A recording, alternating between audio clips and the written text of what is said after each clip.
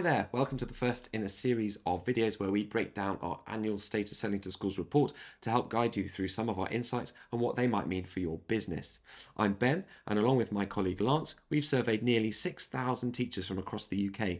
The result is a free downloadable 40-page report that combines insights into schools' problems and priorities for the year ahead and draws comparisons with previous surveys. Our deep analysis draws new conclusions about selling to schools, all to help you shape your marketing strategy, solve schools' problems, and make more sales. This video focuses on Chapter 1 of the report, Who Completed Our Survey. There were 4 questions asked in this part of the survey. The first of these is, which best describes your role? So Lance, why did we ask this, and what did it tell us? Well, this is a really important question because it tells us who responded to our survey and what kind of role they have in the school. And this is important to understand their influence on purchasing decisions. So we found out that over 2/3 were teachers, or they had a teaching aspect as a major part of their role. And these are the staff that are really in and amongst it when it comes to their classrooms, using the education resources and aware of what they need. Moving up from that, we had middle leaders such as heads of year levels that you might get at a primary school, like a year 1 or year 2, but you can get at other schools as well.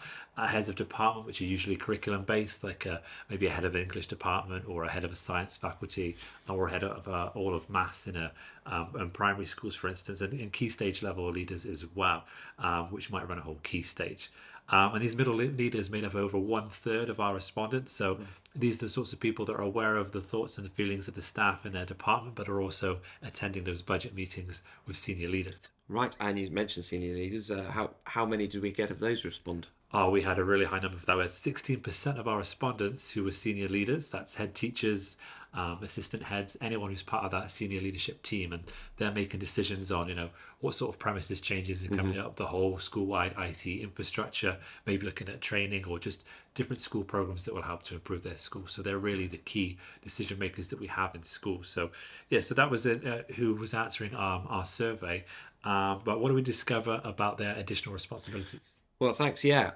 So we were having a conversation with one of our sales team, John, and he asked us whether we could find out who was responsible for an after-school club in a school. And we thought, actually, that's a really good starting point for a broader question about general responsibilities and extra responsibilities on top of teaching and learning that teachers and school staff have.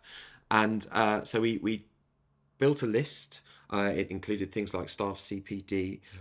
It included gifted and talented, after school club, extracurricular, breakfast clubs, you name it. We really made this as exhaustive as possible. And it just allows us to dig deeper and understand better the roles and responsibilities, the keyword there, of these teachers. And it was a multiple choice question. So a teacher could answer 3 or 4 different things, and many did. It really gave us an insight into quite how much teachers have on their plate, because they don't just have their classes to teach. They've also got a responsibility to do, as I've mentioned already, staff CPD or an extracurricular club. There's so much going on in schools, and workload being the big hot topic that it is at the moment, it really does kind of show that how that has impacted it as well.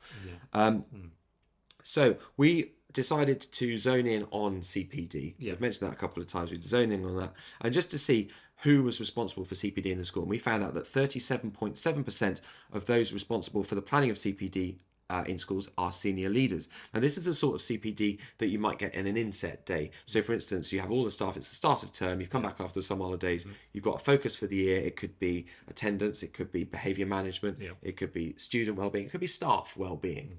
And that would be the whole school focus, and it could be an external speaker coming in or workshops around the staff in groups and things like that. But that would be the senior leaders that would really be looking at that sort of training. So they're the people to go to if that's the training that you would want to deliver. That's great for school-wide goal setting, isn't it? Absolutely. So department leaders are going to be involved in that too. Quite right. They're more about teaching and learning, though. So we found that 26.1% of heads of department have a responsibility for staff CPD.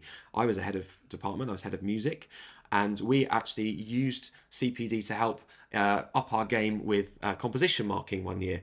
We were finding that our marks were slightly inflated over how they were being moderated. So students were getting slightly lower marks than we thought. So by going on a course, we managed to balance out our marking with what the moderators were expecting, and that led into an improved performance over the coming years. So that was a really good way of using staff CPD for us.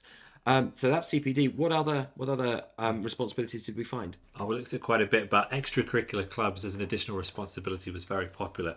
31.3% of our respondents were responsible for an extracurricular club, and these are really important. They provide enrichment opportunities for the for the students in the school, but they're also usually run by teachers that might have a passion in that area, like a passion in sports and arts.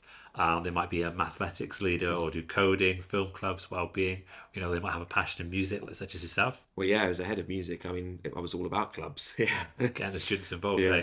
And they're normally looking for those teachers are keen to find resources that will make those programs even better to enhance the student experience.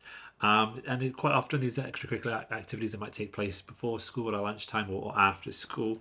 And there are other sort of areas that overlap with that as well for additional responsibilities, such as a gifted and talented class that might take place during the lunchtime, for instance, or after school, and breakfast clubs. And these were more likely to be run by teaching assistants who almost 20% of our TAs said that they ran one. And these additional responsibilities really tell you about the potential we have for looking at the information in this report and leveraging the views of those with those responsibilities. That's fascinating about the TAs being so involved in the breakfast clubs, for instance. So we've looked at who've responded. We've looked at what their responsibilities might be. Let's now kind of change focus and look at what types of schools they work in and the age ranges they work in or work with, I should say, and why that matters. Yeah, so this is a sort of foundational information we need in a survey like this, which allows us to build a richer picture of what's actually happening at a school. So for age range, we separated this question out before. We've kind of asked it all as one in previous surveys, but this time we had age range and type of establishment clearly separated out so teachers could give us more information. So for age range, that's asking from everything right down to your early years age range level that students might first experience through primary, secondary, right the way up to higher education. And we found that from our respondents, 54% were secondary school teachers. We had 31.5% of primary schools, and knowing about these different amounts knows that you can select what's going to be relevant to you. So as well as looking at what age level they taught, we wanted to know what type of school they had, because those two things can quite often overlap. So we, when we're talking about types of establishment, we mean like academies, free schools, faith schools, pupil referral units, any different type of school that they could work at. So we asked them about that, and this allowed us to see that when we combine like age range with type of establishment, then you can really narrow in on what matters to you and your business. So if you want to know about, say, secondary schools, you might want to then tap into what do secondary school teachers at Multi Academy of Trust think, or if you want to know about faith schools, maybe you want to know about the views of primary school teachers that work at a faith-based school. So this type of information really allows you to tailor what it is that you're looking at and dig a little bit deeper. Speaking of digging deeper, what other insights were you able to look at? Well, I kind of focused in on the MATs, actually, the Multi-Academy Trusts. And we found out that 29% of those that responded to our survey work in a Multi-Academy Trust. What's interesting about this is that in the 2022 survey, that was 5%. So I personally have kind of seen that as a reflection of the way we frame the question. So by having the age ranges there, it kind of makes it clearer for the teachers to say, how am I going to answer this question? So that's, I think, one thing. But there's also this focus of the government to make Multi-Academy Trust kind of dominate the education landscape over the next decade or so. So that does kind of come into play as well. What we found out, I'm going to stick with CPD again. What we found out was that nearly a quarter of respondents who work in an MAT have a responsibility in CPD, so that's 23.7%. Of that figure, 39.5%, slightly more than we had at whole school-wide, are senior leaders, and 26.1% heads of department. Now, interesting, that's the same figure when we looked whole school-wide. So that's really interesting, that it shows that really strong position that the head of department has for teaching and learning. It's over a quarter of them are responsible for the training of the staff. So that's really interesting. So as a CPD business, you'll be looking at the senior leaders and the heads of department to get your training program, your publication sold to them, so that you can really help guide them in their progression as teachers or in a whole school environment. So that's really interesting to help with that. So why are MATs important? Well, we find they're important because an MAT will have multi, as in the name, schools attached to it. So if it's a secondary school, part of a secondary school, part of MAT, you might have a group of schools that are following the same board for exams or their forthcoming T levels or things like that. So they'll be unifying their curriculum at that end of the school. For primary schools, it might be a phonics scheme that they all follow the same scheme so that they can, again, unify their training across a group of schools. And that's a really good way of getting a bigger sale and a wider range of schools to cover. Yeah, and that's for CPD, right? What about for other sorts of school solution providers? Yeah, well, I mean, the best place to look is on campus, and we have our Insights module there. So on campus, you can go to the Insights module and you can select different responsibilities, different roles, and you can do exactly what we've done. We've done ours through a spreadsheet, but we've got lovely menus that you can click in, you can toggle to your own needs, and then that will help you to find out who to target your strategy towards.